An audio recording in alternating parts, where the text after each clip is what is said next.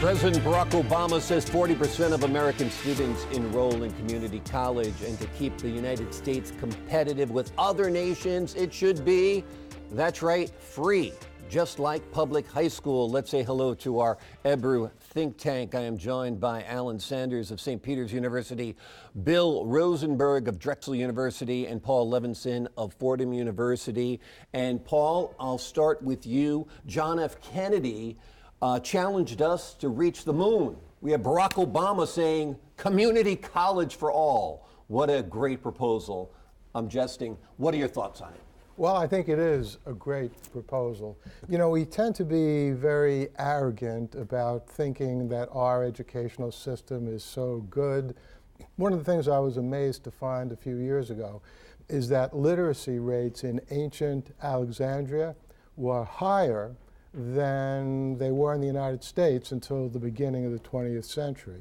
So, you know, we've come a long way, but there's still a lot of people who are poorly educated.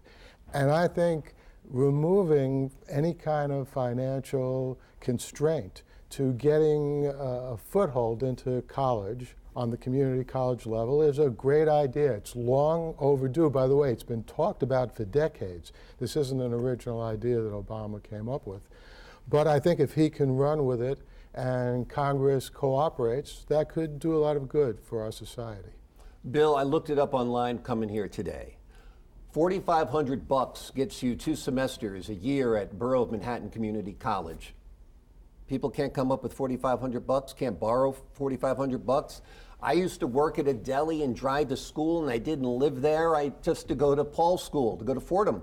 Right. People don't make the sacrifices that they used to make. Do we really need to give people free college too? Well, I think there are several issues, and I'll try and just list them first.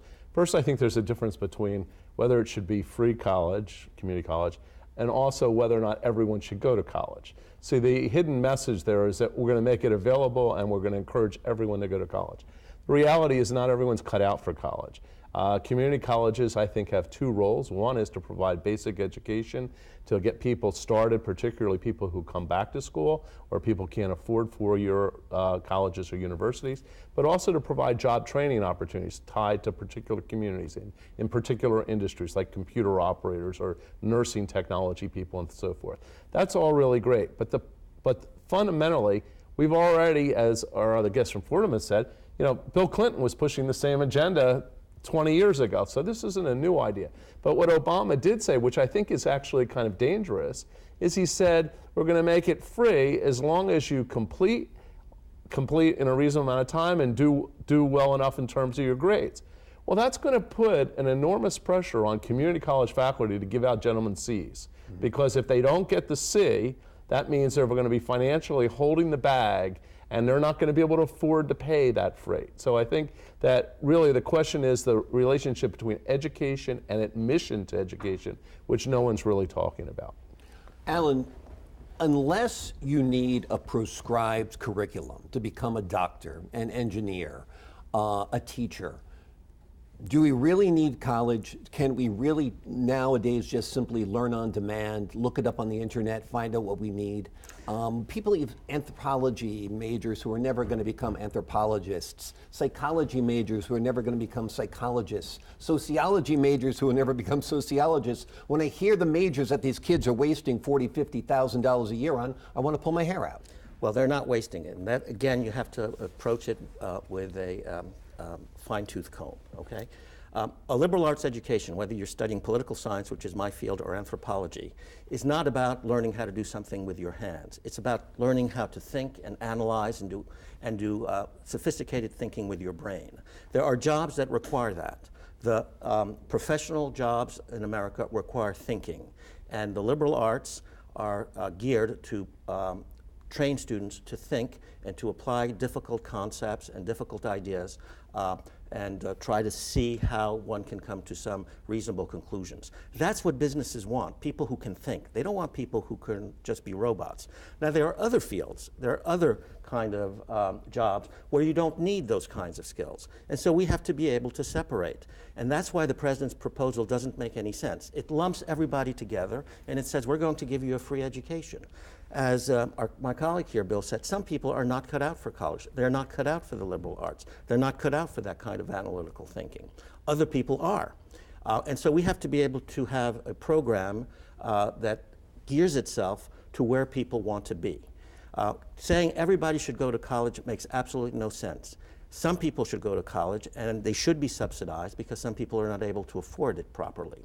Other people are not interested in college. It makes no point to have people who do not know how to read, who do not know how to write, and who do not know how to think analytically enrolled in so-called college programs. First, we have to make sure that everybody who graduates from high school is able to read a book cover to cover, is able to write a paragraph grammatically correct with no errors, and is able to do some very fundamental mathematics. We do not have that now, and that's a basic problem. I agree. Well, Paul, I'm going to bring you yeah. Well, I disagree with a lot of what our two other guests have said. In the first place, unless I've misunderstood what Obama is proposing, he's not insisting that everyone go to college. What he's saying is, if someone wants to go to college, but they don't have the $3 or $4 grand, which to us is nothing, but hey, you know, I remember what it was like to be 18. I didn't have $4 grand I could just throw away. Maybe my parents did. What Obama is saying is take that out of the equation. So if somebody wants to go to college, you don't have to be saddled with that financial burden. Another important point, you're completely correct when you say that we can get knowledge on the internet. But if you go back again to ancient Greece and you look at what Plato wrote about in the Meno, he said in order to know something, you already have to have knowledge, because you wouldn't then recognize that information as valuable knowledge. So yes, it's true, we have a cornucopia of avenues that can get us information and knowledge. But the crucial role that education plays in the formal setting is to teach people how to recognize knowledge, how to get that information. But the fact is that many people who go to community colleges simply can't deal with the work that's there. The graduation from community colleges is abysmal. And so what you have to be able to do is, it's not just enough to say anybody who wants to go to college can go to college or to community colleges. What you also have to do is make sure that everybody who wants to go is also prepared to go.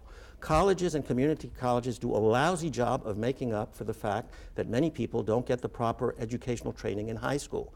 So it is a complete waste of money to simply transfer people who are not prepared for college, to put them into college in a setting where they don't get the appropriate remedial help, because it's impossible to do that at the college level. But I kind of look at community college as high school plus. Basically, these are kids who would not go to a private four-year institution. But high school plus has to mean high school first, and then the plus. And they don't have the high school training. Well, that's not a failing of the community colleges. That's a failing of the high school. But that's what you have to address. But the other thing is that a significant number of people that go to community college are not high school plus. They're older individuals that are returning to work.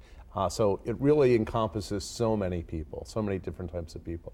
And I think the issue is, where's the real strategy in terms of how to make this work? If you look at the Ivy Leagues right now, they'll guarantee a free Ivy League college education to every student who gets admitted. Okay, so it's not the cost. They've taken the dollar out of the equation. But to get in, you have to meet certain types of standards. And I think the issue is that there's always been, I think, an understanding that it's easy to get into community college, okay, because there's open admissions generally, but it's kind of harder to get out. And I think that's where the problem lies. In other words, to complete that associate degree or to complete a four-year degree requires certain skills, and that's where I think Alan and I agree that you have to be prepared going in to at least meet the minimal standards to be able to accomplish this. Final word to Paul. Well, listen, I teach a class at Fordham University called Targeted Writing. Usually freshmen and sophomores take the class. Mm-hmm. It's a very hard-hitting writing class.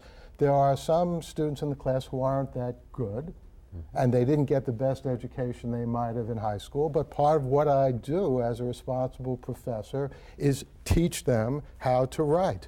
So I don't agree with your point that somehow someone has to get into the community college being a totally well-educated high school student. That's not what I'm saying. Often people learn in process. But they and have I to think get one of the minimal roles skills. of the community college is indeed to establish a certain baseline of skills and knowledge that the student may not have received in high school. But after 18 years, there should be a certain level of minimal skills that are required before you go on to the next level. Well, I think that is symptomatic of our society at large right now, that everything's good enough. There is no competition. We shouldn't keep score because somebody's feelings might be hurt. But it was an interesting conversation, diverse viewpoints on President Barack Obama's community college proposal. When we return, speaking of ancient Greece, modern Greece elects a new leader whose left leanings could bring an end to austerity measures. After this.